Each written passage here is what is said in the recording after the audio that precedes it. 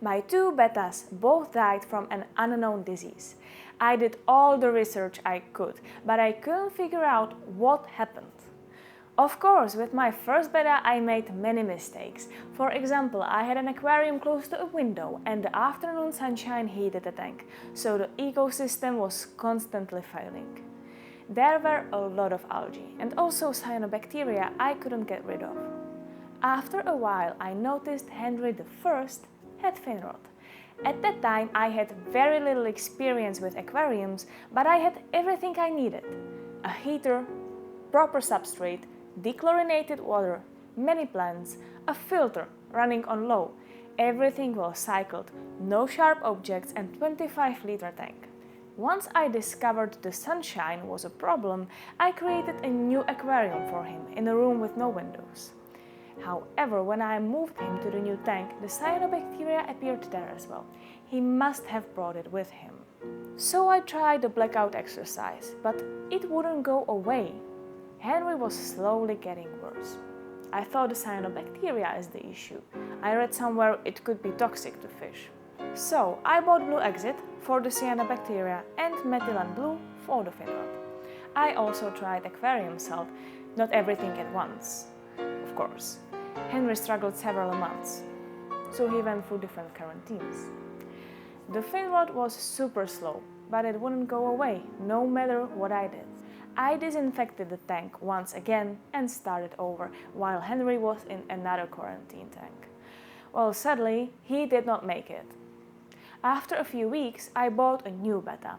In the new tank there was no algae, no cyanobacteria, everything seemed good.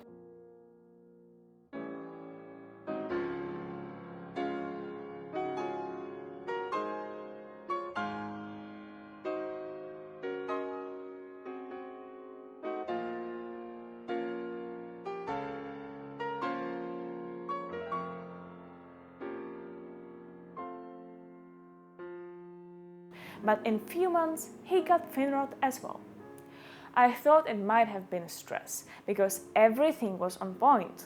I added shrimps, which might have stressed him out. So just to be sure, I gave him a proper salt bath. Nothing has changed. So I quarantined him and tried the methylene blue again. Nothing. I changed some water in his home tank to purified water, clean filters, and I also researched the natural environment for bettas and tried to replicate it. So I added catappa leaves, monitored the pH, and so on. But nothing has changed. He was slowly getting worse. His eye got swollen and the fin rot did not stop. Meanwhile, the shrimp I put into the tank bred, so there couldn't be anything wrong with the aquarium in general, right?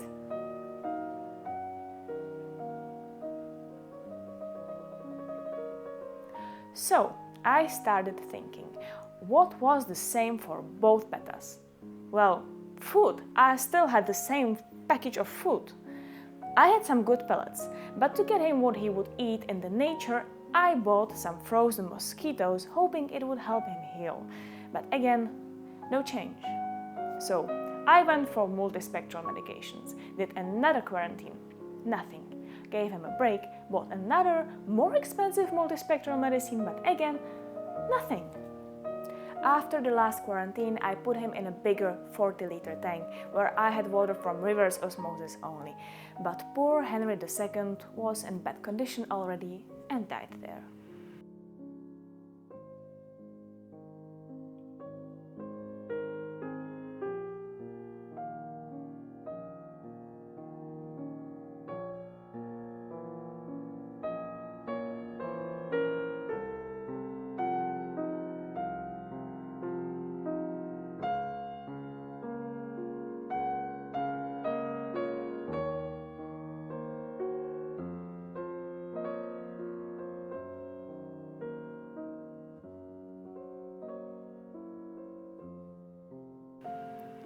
What's weird is that the shrimp or the fish didn't even touch him.